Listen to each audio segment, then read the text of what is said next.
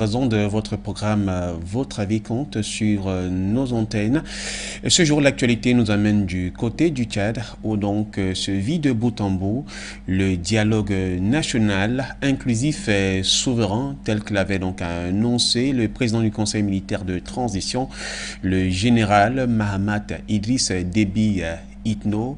Et depuis des années, mais surtout depuis quelques temps, le Tchad est donc en proie à une crise sécuritaire, notamment avec des groupes politico-militaires dans la partie nord du pays. Et c'est dans ces circonstances qu'on se souvient, il y a bientôt plus d'un an aujourd'hui, que le président, le maréchal Idriss Déby Itno, avait donc perdu sa vie, lui qui aimait souvent à protéger son pays et étant au front de la bataille. Ayant donc pris le pouvoir, avait bien sûr la bénédiction des autres autorités militaires. Mahamat Idriss Itno, dans le processus de transition, avait donc pris comme engagement de vouloir rétablir la paix au Tchad, à ce que tous les fils et filles tchadiennes se retrouvent dans de très bonnes conditions. Et parmi justement l'une des mesures que ceci soit possible, il y avait donc eu tout un pré-dialogue entamé du côté de Doha au Qatar, afin de faire en sorte que ceux-là qui longtemps n'ont pas pu mettre pied du côté du Tchad puissent avoir la possibilité, libre accès à la parole pour donner leur point de vue de comment est-ce qu'ils pensent voir le Tchad dans les prochains jours. Cette rencontre s'était donc soldée certainement par une belle prestation avec pratiquement une présence de près d'une cinquantaine de groupes politico-militaires qui avaient pris part de ce côté. Toutes les félicitations, notamment du secrétaire général des Nations Unies, Antonio Guterres, mais également celui de la Commission de l'Union africaine, le président Moussa Faki Mahamat, qui est donc tchadien, et lui aussi par la même occasion. Il fallait d'ores et déjà qu'une amnistie soit prononcée, du moins qu'il y ait un acte fort majeur qui donne la possibilité aux hommes politico-militaires à pouvoir donc faire le retour du côté du Tchad. C'est ce qu'a signé Mahamat Idriss Déby Itno, le président du Conseil militaire de transition. On peut donc voir la présence de l'UFDR, parmi lesquels Herman Tidimi, qui ont passé près de 15 ans d'exil hors du Tchad et de retour. Ce grand rendez-vous a débuté par une cérémonie d'ouverture, bien entendu, samedi 20 août du collège du Pathé et du 15 janvier, avec un prime d'inauguration aussi de la statue de la paix, de la réconciliation et du pardon par le PCMT. Les discours, bien entendu, avaient été prononcés. Au lendemain donc de cette première journée d'ouverture, nous sommes ce jour lundi et l'occasion est en train d'être donnée pour que les débats véritablement puissent commencer. Et c'est ce qui, comme je le disais, donc fait l'objet de l'actualité de votre avis compte ce jour. Mesdames, Messieurs, merci d'être venus. On se retrouve derrière cette véhicule. Vision panafricaine For You Télévision, une autre vision du monde.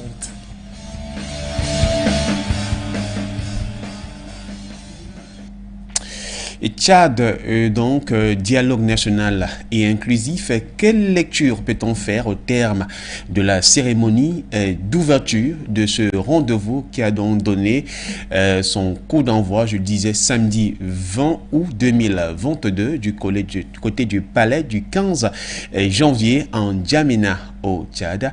C'est un groupe politico-militaire. On prépare à ce rendez-vous d'ailleurs les principaux leaders, parmi lesquels Tidjane R. Dimi. Il est clair que d'autres n'ont pas pu avoir l'occasion d'y prendre part pour des raisons, disent-ils, qui n'ont pas été respectées par le gouvernement de transition militaire qui est en place et mené donc par le général Mahamat Idriss Déby Itno. Et vous aurez, mesdames et messieurs, l'occasion, vous avez la possibilité de réagir au cours de ce rendez-vous pour donner votre point de vue via les différents codes d'accès qui vont s'afficher au bas de l'écran tout à l'heure, et par la même occasion aussi vous pourrez le faire via nos différentes plateformes, que ce soit sur Skype, sur également des appels vidéo WhatsApp, cela également aussi peuvent être prises, ou d'autres entités. J'étais donc Tchad, dialogue national inclusif et souverain. Quelle lecture peut-on faire de cette première journée en termes donc de cérémonie d'ouverture? Bien sûr, en attendant vos réactions au standard, on va prendre d'abord le cap du côté de Bamako au Mali. Retrouver donc Abdoulaye Alaï Kouriba, qui est donc du réseau panafricain. Il se fait appeler colonel Wagner. On écoute son point de vue, du moins sa lecture, au terme de cette première journée, la cérémonie d'ouverture du Denis. Bonjour, chers panafricains, bonjour, Farouk Média, bonjour, Florence, bonjour à tout le monde. Moi, c'est Allah Kouriba. J'appelle depuis Bamako, la capitale malienne. Et merci pour les thématiques et le dialogue national inclusif souverain au Tchad. Une chose promise, une chose déjà commencée. Depuis fort longtemps, il avait été initié de faire un dialogue national inclusif. Et après plusieurs mois de tractation, finalement, il y a eu des partants, il y a eu des non-partants. Et il y a eu aussi des frustrés. D'abord, ce qu'il faut comprendre. Est-ce le dialogue qui a débuté est inclusif? Je dirais non, elle n'est pas inclusive. Elle n'est pas inclusive, pourquoi? Le dialogue a été organisé dans quel contexte, par qui et comment elle est organisée et qui sont les participants au dialogue. D'abord, quand on essaie de voir les autorités de la transition à travers les générales 5 étoiles ont initié le dialogue inclusif pour au moins donner une légitimité à leur pouvoir et s'éterniser peut-être au pouvoir. Et cela a fâché beaucoup de politiciens et de la société civile qui n'ont pas voulu participer. Et cela aussi a fâché certains groupes armés qui n'ont pas voulu participer. Ils n'ont pas voulu participer. Pourquoi? Ils ne trouvent pas le dialogue inclusif. Ils ne trouvent pas, ils ne font pas confiance aux autorités qui organisent les dialogues nationaux inclusifs. Parce que pour eux, c'est une piège. Pourquoi? Parce que dans l'idée même du dialogue, les différents accords qui vont trouver pendant le dialogue, certains font être d'office des lois et qui seront applicables. Donc cela inquiète beaucoup de gens parce que quand on essaye de regrouper beaucoup de partisans et surtout avec un certain nombre d'arrangements, les deux grands groupes rebelles qui ont rejoint les camps du dialogue, c'est suite à un accord à Doha et ça a été un arrangement. Inviter quelqu'un par arrangement et venir parler de la vie d'une nation, c'est vraiment quelque chose qui est louche. Et cela inquiète beaucoup la société civile, cela inquiète beaucoup les partis politiques et qui n'ont pas cassé leur mécontentement lors de l'ouverture. Ils ont montré, ils ont manifesté, ils ont protesté et ils ont été clairs que ce dialogue-là n'est pas inclusif. Ce dialogue-là n'est pas du tout quelque chose qui va apporter une réponse, une solution à long terme, une solution d'un cessez-le-feu, une solution à la paix. Et c'est maintenant aux autorités de la transition et les différentes parties prenantes du dialogue de démontrer cela. Parce qu'il faut qu'ils joignent la parole à l'acte. Il ne faut pas que les dialogues soient un simple débat où les participants vont débattre et les réponses ou les résultats ne vont aboutir à rien. Il faut que les Tchadiens sachent qu'il est temps maintenant de cesser la guerre, comme l'a si bien dit M. Faki. Et il est temps pour les Tchadiens d'arrêter de se battre, de se tirer là-dessus. Il est temps pour les Tchadiens de reprendre le contrôle du Tchad, de faire une politique du peuple, de faire ce que le peuple fait et non ce que l'oppresseur, l'impérialiste et les occidentaux imposent leur volonté à travers des dirigeants nommés, choisis, sélectionnés et surtout téléguidés. il est temps pour les Tchadiens de choisir leurs propres dirigeants, de faire la politique des Tchadiens et non une politique extérieure dictée d'ailleurs. Merci et excellente journée. Merci à vous également, Alain Kourouba, depuis la capitale malienne, Bamako, au Mali, où justement en termes d'actualité, Abdoulaye Maïga, le ministre de la décentralisation, donc de l'administration territoriale, a été nommé comme Premier ministre en lieu et place donc du docteur Choguel Kokala Maïga. Et donc, vous l'avez souligné, des frustrations, il y en a du côté du Tchad en ce moment où se tient justement ce dialogue national, inclusif et souverain. Mais est-ce que c'est la raison pour laquelle l'on ne devrait pas penser à pouvoir faire des choses mieux, aller de l'avant? Ce pays qui est en proie à des questions sécuritaires. Et puis, on se souvient que lors du discours qu'il avait prononcé à Doha, le président de la Commission de l'Union africaine, Moussa Faki Mahamat, soulignait que plusieurs tentatives avaient été faites des fois, mais on est souvent parvenu sans toutefois réellement à trouver une réponse. Le tour ci semble-t-il être le bon. Est-ce que c'est le vrai virage et qu'entament donc les Tchadiens dans cette démarche qui est justement lancée depuis le samedi 20 août? Et il est aussi clair aussi qu'au cours justement de ce rendez-vous, on ne pourrait pas parler d'un dialogue qui n'est pas tellement inclusif, parce que si on a pu voir les différentes parties prenantes qui ont pu parler à ce rendez-vous, notamment l'État du Qatar, grand lieu où les travaux préparatoires donc à ce rendez-vous ont pu se tenir, on peut comprendre que la suite semble aller pour le mieux.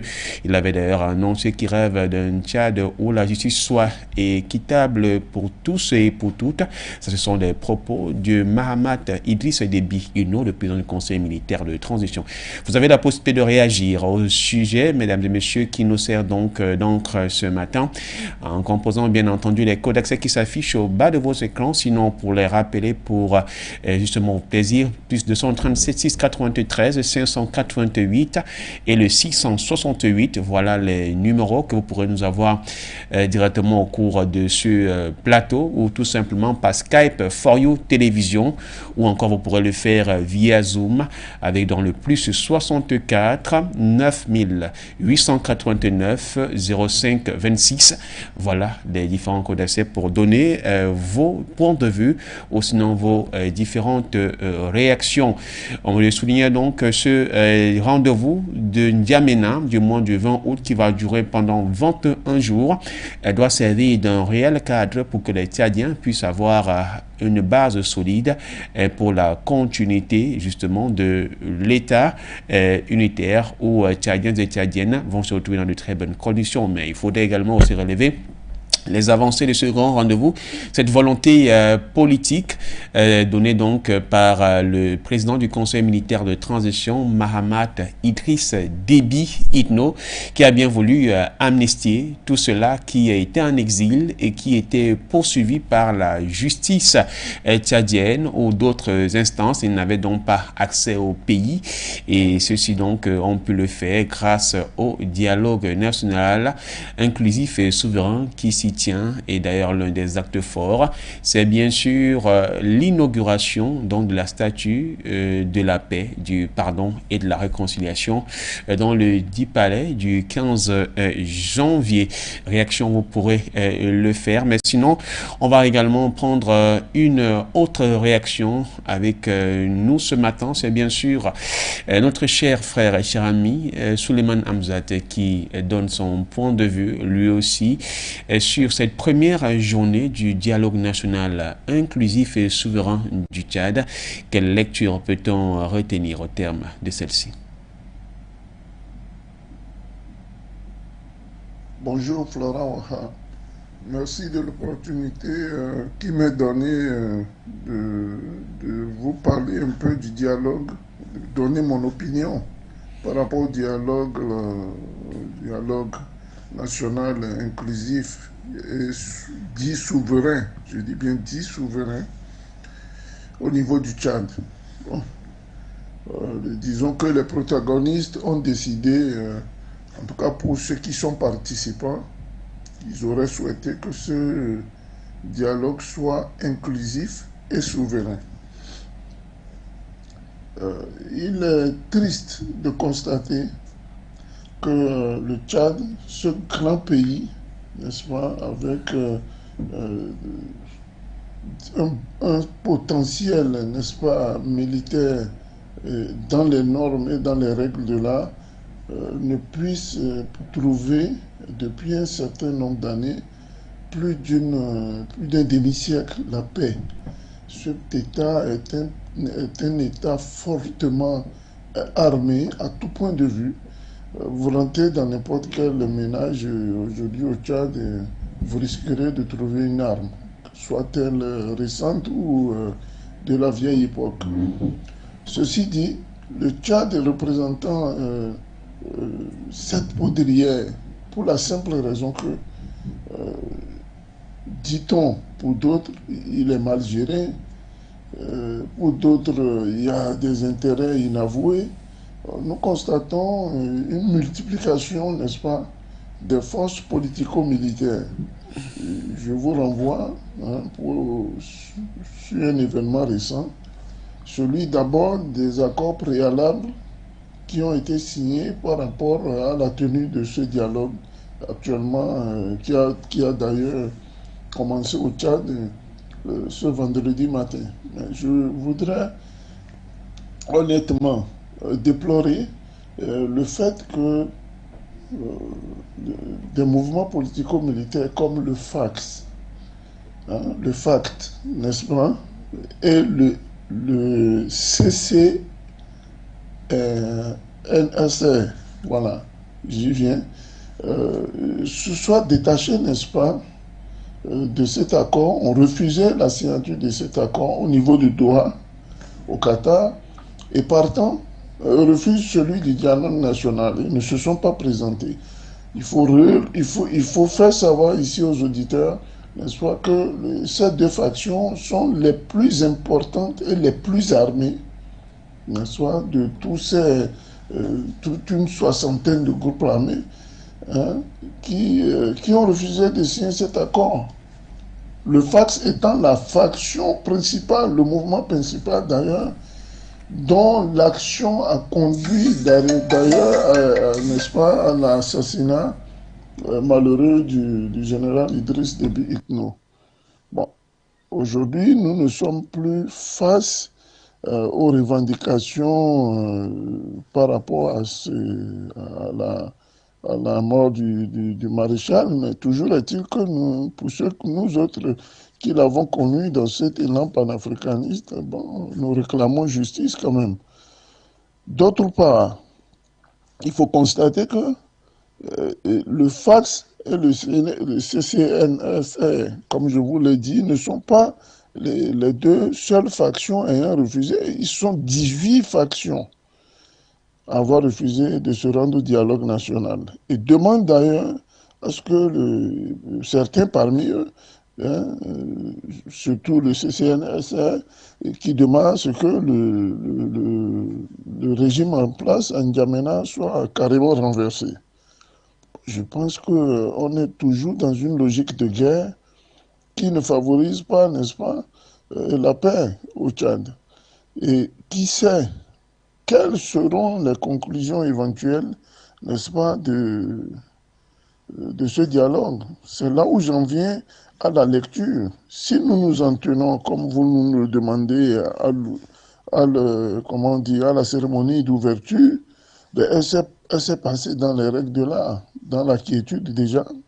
J'ai toujours pour coutume de dire que rien de solide et de constructif, n'est-ce pas, ne se fait dans le désordre, dans l'anarchie. Donc il y a eu un calme, n'est-ce pas, apparent, je dis bien calme apparent, et les choses se sont passées dans les règles de l'art. Un discours venant du général Mahma Déby Itno, qui, ma foi, semble un discours responsable. Je dis bien le discours, parce que entre le discours et les actes, il y a un gros fossé, mais un discours assez responsable, durant lequel, d'ailleurs, il demande pardon pour lui-même et pour son père, le maréchal. Idriss Déby Itno. Non, pardon, à quel titre et pourquoi? Je me suis longtemps posé cette question ce week-end. Je n'ai pratiquement pas trouvé de réponse. Vu que toutes les parties, qu'elles soient gouvernementales ou du côté de ces mouvements politico-militaires, ne revendiquent que la cession au pouvoir. Bon. Allons constater dans le même discours, n'est-ce pas, l'appel à l'union, à la solidarité et surtout à l'esprit de consensus. C'est quelque chose qui m'a beaucoup frappé, n'est-ce pas, dans un Tchad où on sait que tout se fait parfois par la force. J'ai été vraiment très émerveillé de voir qu'aujourd'hui, les Tchadiens peuvent se donner la main, n'est-ce pas, pour aller vers, n'est-ce pas, un consensus pouvant régir, n'est-ce pas, le bon vivre du peuple tchadien. Ça, c'est à saluer aussi. Et en troisième point, quand même, un appel à ceux qui ne sont pas arrivés au Tchad. Cette lecture-là, je la fais à partir de ce discours. Un appel à ceux qui ont, les réfractaires, qui ont refusé la signature, d'une part, des accords de Doha, mais d'autre part, du refus de venir à ce dialogue national. Je pense que c'est triste à ce niveau-là, c'est pas encourageant du tout. Et il faille quand même que, en deçà même des revendications, n'est-ce pas, que sont celles de ces mouvements politico-militaires, qu'il faille quand même surmonter, n'est-ce pas, non seulement ses égaux, mais ses ambitions personnelles et placer les ambitions nationales au-delà de tout. Je pense que c'est dans ce sens-là que vous avez vu d'ailleurs certains carrément signer l'accord, comme M. Erdini, n'est-ce pas, et d'autres qui ont décidé de rentrer au pays, ne serait-ce que pour participer. Mais je voudrais, pour chuter, euh, attirer l'attention, n'est-ce pas, des autorités tchadiennes sur une éventuelle méthode de déstabilisation qui pourrait courir du fait de l'expérience que nous avions eue ici au Bénin, hein, durant la conférence nationale des forces vives de la nation. Il se pourrait que lors des débats, il y ait des turiféraires, n'est-ce pas, qui soient fortement ancrés dans des revendications qui poussent, n'est-ce pas, à la reprise des armes. Il va falloir trouver disons, le vocabulaire adéquat pour calmer ceux-là. Et d'autre part, ceux qui voudront imposer, n'est-ce pas, au sein de ce dialogue national-là, ne pensant pas à la majorité, imposer leurs lois particulières, il va falloir aussi trouver, n'est-ce pas, les termes par lesquels, surtout ne pas retomber dans les invectives, les insultes, le manque de dégâts et surtout le manque de responsabilité. Et d'autre part, il va falloir que le régime en place au Tchad puisse assurer, n'est-ce pas, à tout point de vue, la sécurité des participants, sachant que s'il y en a un qui est touché, cela pourrait quand même rebondir et peut-être relancer, donner raison à ceux qui sont dehors, sachant que, à mon avis, vu mon analyse, il y a trois factions qui pourraient, en cas de désaccord ou de désavantage, semer le trouble. Aussi bien la partie gouvernementale, pour ceux qui sont, n'est-ce pas, des ténébreux, et qui ne disent encore rien jusqu'à là. Hein, et il faut aller logner du côté des turiféraires du maréchal. De l'autre côté, aller voir ce qui se passe au niveau des groupes, n'est-ce pas, armés qui ont refusé d'intervenir dans ce dialogue, et surtout des participants qui pourraient, s'ils sont de mauvaise foi, je dis bien si ils sont de mauvaise foi, pourraient quand même intervenir de manière énergique pour essayer de remettre en cause, n'est-ce pas, la souveraineté, comme il le demande, et l'inclusivité, n'est-ce pas, de ce débat national. Donc, prions pour que ces assises se déroulent dans les règles de l'art, dans la paix, la sérénité, pour le bonheur du peuple tchadien. C'était Souleymane Hamzat, consultant en problématique du terrorisme, spécialiste des questions de protection et de sécurité depuis Cotonou pour For You Media. Merci, cher frère Souleymane Hamzat, vous l'avez dit. Parlons justement du pardon qu'a eu à demander le président du Conseil militaire de transition, Mahamat Idriss Déby Itno, qui a donc demandé pardon au nom de tous ses prédécesseurs, au nom bien entendu de son père Idriss Déby Itno, mais également à son nom, et qui est revenu davantage sur le caractère décisif du dialogue pour le Tchad, même comme vous avez souligné que le pardon, c'est dans quelles circonstances est-ce que ce pardon devrait-il être fait quand on sait que tous les différents groupes politico-militaires visent tout simplement à accéder à la magistrature suprême.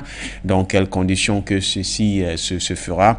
Il faudrait bien entendu, comme vous l'avez si bien dit, que ceci se passe dans de très bonnes conditions avec la sérénité, espérant vivement que des élections qui pourraient être organisées permettraient en sorte que un président soit réellement élu au Tchad, parce que si on se réfère pratiquement à l'histoire, celui qui est décédé était tout simplement un homme en tenue qui est aussi arrivé donc par d'autres mesures au pouvoir. Mais car s'agissant donc du rêve du Tchad, résolument donc tourné vers l'avenir, et surtout quelques propos forts du président du Conseil militaire de transition, Mahamat Idriss Déby Itno. Il a dit, je cite, « Je rêve de la renaissance d'un Tchad résolument tourné vers l'avenir. Je rêve d'un Tchad prospère et moderne où tout le monde a sa place et jouit des mêmes privilèges. Je rêve d'un Tchad où une femme a les mêmes chances qu'un homme pour construire son avenir. Pour l'enfant, surtout la petite fille, elle a droit à une éducation de qualité. Je rêve d'un Tchad où la justice sociale n'est pas un vain mot, mais une véritable réalité où les personnes vulnérables se sentent protégées et fières d'appartenir à la société, un pays où la DIA est prohibée, a-t-il déclaré. Il faut également souligner que ce sont des propos assez forts, éloquents, qui démontrent à suffisance la volonté, si on se tenait que la partie discourtoire de ce rendez-vous, sans toutefois penser peut-être aux actes qui pourraient être posés et menés par le président du Conseil militaire de transition, Mahamat Idriss Déby Itno. Il a également aussi salué l'aide des partenaires, on l'évoquait tout à l'heure, le Carta, qui a joué forcément un rôle majeur à ce que nous puissions arriver à ce rendez-vous, ce lieu où s'est tenu notamment les différentes rencontres et le pré-dialogue qui a eu quelques jours de cela. Il a dit à cet effet, il est convaincu que l'apport inestimable des partenaires ne fera pas défaut pour la suite du processus. On l'estime vivement et c'est ce que d'ailleurs l'on souhaite que les choses aillent pour le mieux. Madame, Monsieur, nous parlons donc du Tchad et du dialogue national inclusif et souverain qui a donc été entamé le samedi 20 juin 2022 du Collège du Pathe du 15 juillet à N'Djamena au Tchad.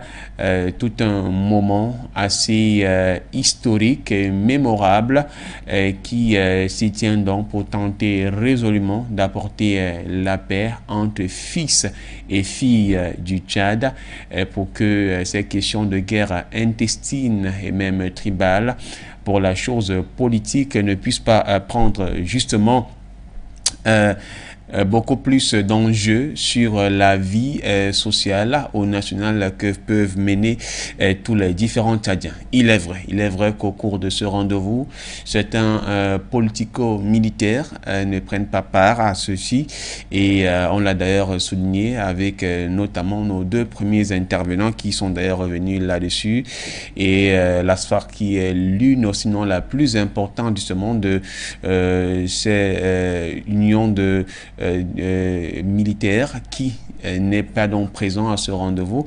Il y a donc lieu réellement à s'interroger où est-ce que l'on va pouvoir y aller. Mais la cérémonie sur le plan visuel, comme pour ceux qui peut-être peuvent le voir sur des images, que ce soit aux différents écrans de télévision et même sur les différentes pages d'Internet, a pu se tenir dans de bonnes conditions, avec notamment les différentes entités qui ont pu être respectées.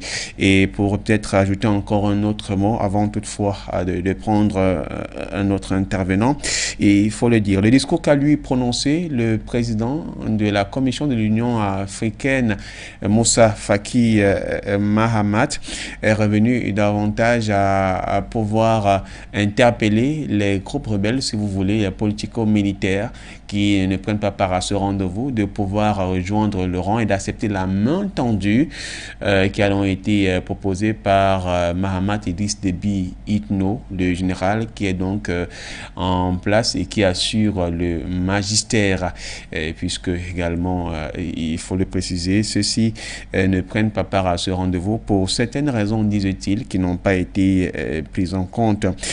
Aucune communauté, aucun groupe ou parti politique ne peut prétendre de gouverner seul le pays. Voilà bien sûr les propos de Moussa Faki Mahamat, qui fait donc à travers cela comprendre aux uns aux autres que le Tchad est une entité qui a besoin des fils et filles qui doivent prendre part à ce rendez-vous, et chacun d'entre eux doit apporter du sien pour que les choses marchent pour le mieux. Vos réactions, mesdames et messieurs, sont entendues aux différents codes d'accès par lesquels vous pourrez nous avoir et qui sont affichés au bas de l'écran, où vous pourrez justement nous faire part de ce que vous pensez de cette première sortie de cette cérémonie d'ouverture qui s'est tenue du côté du palais du 15 janvier à N'Djamena au Tchad.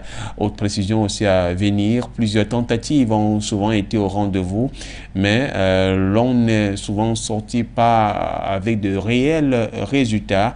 Est-ce qu'il y a lieu toutefois de s'inquiéter que cette rencontre qui va durer 21 jours puisse avoir peut-être quelques effets de desiderata sans toutefois que ceci aboutisse?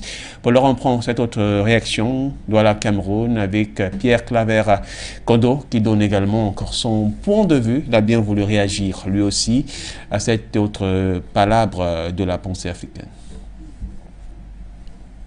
Bonjour Florent, bonjour tous les auditeurs de For You, Radio and TV. Merci une fois de plus de me solliciter dans le cadre de ce programme culte, à savoir votre avis compte de ce 22 août 2022. Je suis M. Kodo Pierre Claver, je suis journaliste panafricaniste, directeur des publications Horizon Nouveau Magazine International et African First Cons News, paraissant à Douala, en plus d'être le président exécutif de l'Association panafricaine pour l'excellence,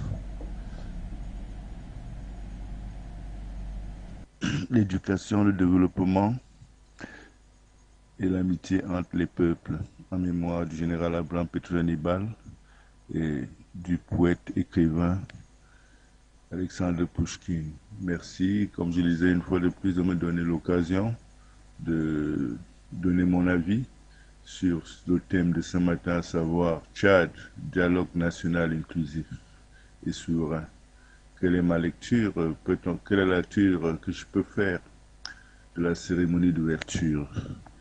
Je crois que c'est déjà une victoire que ce dialogue puisse enfin avoir lieu selon le calendrier mis en place par le gouvernement tchadien.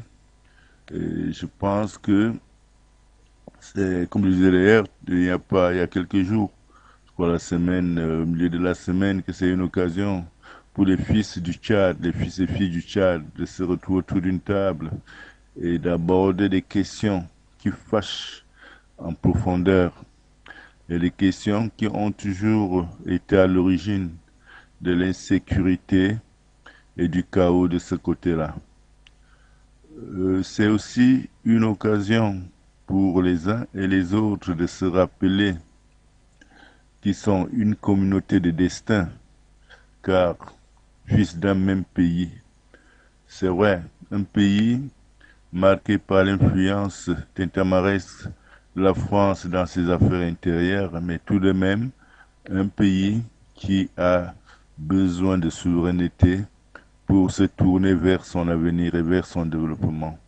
Je pense que la cérémonie d'ouverture annonce, ou du tout au moins lorsqu'on analyse son déroulé, on peut émettre une espèce de satisfaction au regard du nombre de participants, mais aussi, mais seulement, on ne peut pas encore se projeter sur l'ambiance qui régnera tout au long des travaux. Qui, dont le succès dépend de l'humilité et de la volonté des uns et des autres de les inscrire dans une dynamique collective de construction d'un Tchad apaisé. Vous savez comme moi, Florent et même nos téléauditeurs, que le Tchad est marqué depuis de longues décennies par des troubles récurrents qui ont toujours été ponctués par des coups d'État.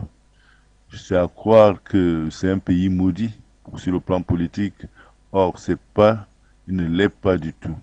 C'est tout simplement un pays qui est sous l'influence des forces exogènes qui, en fait, dictent leurs lois en fonction de leurs intérêts au Tchad et à ses dirigeants et au peuple tchadien. On se souvient les circonstances dans lesquelles le feu général Idriss Déby a perdu la vie. C'était à la suite d'une rébellion montée pratiquement de toutes pièces par les forces exogènes qui, le lendemain de son assassinat, qui s'est par enchantement volatilisé le lendemain de son assassinat. Est-ce que les donneurs d'ordre de toutes ces rébellions qu'on enregistre du côté du Tchad sont finalement revenus aux meilleurs sentiments? Lorsqu'on sait que les enjeux sont davantage des enjeux géopolitiques et pas du tout des enjeux concernant l'intérêt du peuple tchadien. Ça, c'est à voir. Est-ce que ce grand dialogue national, comme tout le monde le souhaite, pourra véritablement ramener la paix dans ce pays de l'Afrique centrale, dans cet immense pays de l'Afrique centrale, un pays charnier, dont la position charnière est stratégique par rapport à la lutte contre le terrorisme? Ça, c'est une équation ou alors une question qui, pour le moment, quelques heures après l'ouverture du grand dialogue national, ne peut pas encore trouver une réponse. Je crois, Florent, que nous devons prendre notre mal en patience et attendre de voir le déroulé des travaux pour commencer, des travaux qui ont duré d'ailleurs 3 semaines, pour voir davantage clair un peu avant la fin de ces travaux, et surtout en analysant l'ambiance qui certainement va les sous-tendre de bout en bout. Florent, on est donc dans un registre assez atypique, pas atypique, dans un registre qui rappelle un peu ce que l'on a l'habitude de rappeler, soit ça passe, soit ça casse. Maintenant, c'est au peuple tchadien, aux hommes, aux acteurs politiques, aussi bien politiques que de la société civile, et même aux dirigeants du Tchad, d'œuvrer ensemble dans l'intérêt de tout le Tchad et non dans l'intérêt supérieur du Tchad et non dans l'intérêt des puissances extérieures ou alors des forces exogènes qui naturellement profitent du chaos pour continuer à piller ce pays qui, paradoxalement, à ce que l'on pense, n'est pas aussi pauvre que l'on le croit. C'est d'ailleurs l'une des raisons pour laquelle il fait l'objet de tant de convoitises, aussi bien de la France que des puissances occidentales en quête des ressources naturelles ou alors en quête de faire des réserves, de préserver des réserves de ressources naturelles sur le sol africain au détriment de l'intérêt de nos peuples. Donc, je pense que le grand dialogue national qui vient de commencer qui vient de s'ouvrir du côté du Tchad à plusieurs égards est un défi, un grand défi, non seulement pour le Tchad, mais également pour les pays de la sous-région qui devraient, d'une manière ou d'une autre, aider le Tchad, aider les autorités tchadiennes, les hommes politiques tchadiens, les acteurs de la société civile tchadiens à parvenir à des résultats qui garantissent un véritable retour de la paix à terme. Sinon, si jamais le Tchad est déstabilisé, c'est toute l'Afrique centrale qui risque d'être sous le coup des mouvements terroristes qui essaiment la bande soudano-sahélienne. Donc, à ce titre, l'avenir du Tchad n'est pas seulement ne concerne pas seulement le Tchad, mais c'est aussi l'avenir de la sécurité, de la stabilité de toute la région de l'Afrique centrale jusqu'au golfe de Guinée.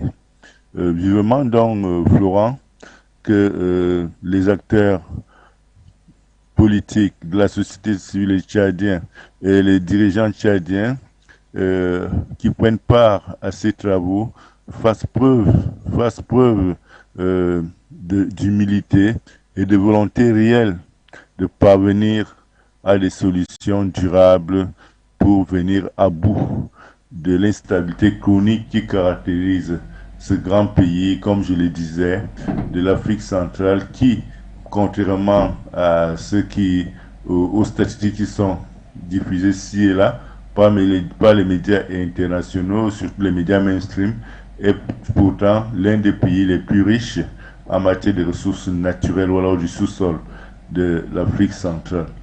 Merci Florent, une fois de plus, de m'avoir donné l'occasion de donner mon avis sur une actualité qui concerne pas seulement l'Afrique centrale, mais qui impacte pratiquement toute la géopolitique africaine, à savoir la situation sécuritaire du Tchad qui peut entraîner dans sa chute si jamais il est déstabilisé bien des pays, non seulement de l'Afrique centrale, mais aussi de l'Afrique de l'Ouest. Merci et j'espère que nous nous reprendrons très très bientôt dans le cadre du même programme. Et bonne journée à tous vos téléauditeurs. Merci. Merci également d'avoir pris de la peine de votre temps pour bien vouloir réagir à ce rendez-vous de votre avis compte qui ce matin a fait donc un arrêt sur la tenue du grand dialogue national inclusif et souverain du côté du Tchad qui a donc ouvert ses portes samedi 20 août 2022 à N'Djamena et auquel prennent part donc non seulement les autorités de la transition mais également aussi les groupes politico-militaires, un nombre important de personnes qui sont venus à ce rendez-vous, des discours assez forts et élogieux, notamment celui du président du Conseil militaire de transition qui a besoin d'une unité, rêve d'une justice équitable ou d'un pays également où la jeune fille a libre droit à l'éducation, mais également aussi de Moussa Faki Mahamat, le président de la Commission de l'Union africaine, qui lui également, de par sa position en tant que Tchadien, a demandé au groupe rebelle absent de ce rendez-vous d'accepter la main tendue proposée donc par le président du Conseil militaire de transition, puisque aucun pays, aucune entité ne peut être gérée par une seule personne. Et pardon, justement, de ceux-là qui n'ont pas pris part à ce rendez-vous ou qui ne prennent pas part à ce rendez-vous, il y en a un. Il s'agit tout simplement de Succès Masra, qui ne prend pas part à ce rendez-vous a été rencontré par Moustapha Oulimam Chafi et Djibril Bassolé, qui sont donc tous deux membres de l'équipe de facilitation du Qatar. La rencontre a été faite dimanche 21 août en présence du conseiller à la sécurité de l'émir du Tchad. Il faut dire que Succès Mara, qui est leader des transformateurs, donne son point de vue et les raisons pour lesquelles lui, il ne prend pas part à ce rendez-vous. Si bien sûr certaines de ces conditions ne sont pas satisfaisantes ou n'ont pas été portées satisfaites avant qu'il ne vienne à la table des négociations. Entre autres, donc, il faut dire qu'il exige qu'il y ait un écrit. Selon lui, selon Succès Mara, l'une de ses personnalités politico-militaires qui ne prend pas part à ce rendez-vous, il exige qu'il y ait un écrit qui porte sur l'inéligibilité des membres donc du Conseil militaire de transition aux prochaines élections post-transition, le retorquage du comité d'organisation du dialogue. Voilà les deux principales choses qu'a eu à demander donc Succès Mara, qui selon lui voudrait qu'il y ait un écrit qui porte sur l'inéligibilité des membres du conseil militaire de transition ou bien du CMT aux prochaines élections post-transition, le retorquage du comité d'organisation du dialogue, ce qui voudrait dire en clair tout simplement que selon bien sûr Succès Mara, il faudrait bien entendu que le président du conseil militaire de transition, général Mahamat Idriss Déby Itno, ne devrait aucunement se présenter comme un potentiel candidat aux élections qui vont donc donner fin à la transition, sinon à la transition militaire, pour qu'un gouvernement civil puisse prendre part donc au niveau du magistère du pays. Si cela n'a pas été fait, il ne pourra donc pas prendre part à ce rendez-vous qui, bien sûr, est en train de se mettre sur les rails du côté du Tchad. 21 jours, mesdames et messieurs. Voilà, c'est durant cette période-là que le Tchad, bien entendu, va devoir prendre justement tous les éléments possibles pour que ceci se passe dans de très bonnes conditions. Je vous invite à prendre tout simplement une légère virgule avant toutefois que nous puissions entrer à la phase presque finale de cette autre émission. Votre chaîne de télévision panafricaine For You Télévision, une autre vision du monde. Merci de nous retrouver donc sur les antennes de For You Télévision. Nous parlons ce jour du grand dialogue national inclusif et souverain, en abrégé DENIS, qui a ouvert ses portes depuis le samedi 20 août 2022 du côté du Tchad, la capitale N'Djamena, si vous voulez, en lieu et place précise du palais du 15 janvier.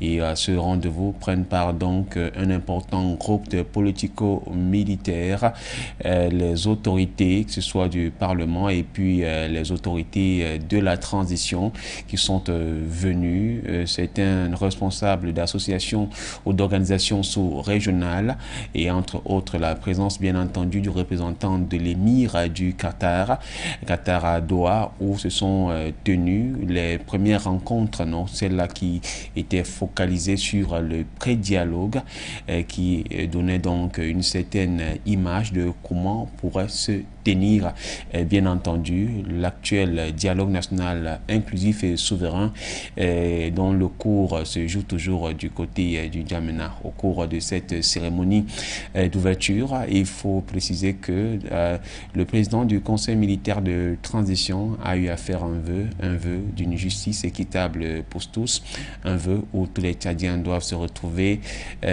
comme étant chez eux, un vœu également où la jeune fille, bien entendu, doit avoir accès à l'éducation, plus ces temps d'avant où la jeune fille devait rester à la maison, et puis acte fort certainement qu'au majeur aussi, l'amnistie, elle accordait donc à tout cela qui ne pouvait plus avoir accès au Tchad, à tout cela qui était comme des personnes non grata de pouvoir donc recouvrir leur nationalité, qui leur permettrait donc de vivre comme tous les Tchadiens et de circuler librement dans toute l'étendue du territoire. Parmi ceux-là, donc Tidiane Erdimi, qui lui prend part à ce rendez-vous, contrairement donc à Succès Mara, des transformateurs ou encore à tous les responsables de la SPAF qui n'ont pas bien voulu agréer à cette invitation de Mahamat Idriss Déby Itno, bien que Moussa Faki Mahamat leur a demandé d'accepter la main tendue de ce rendez-vous.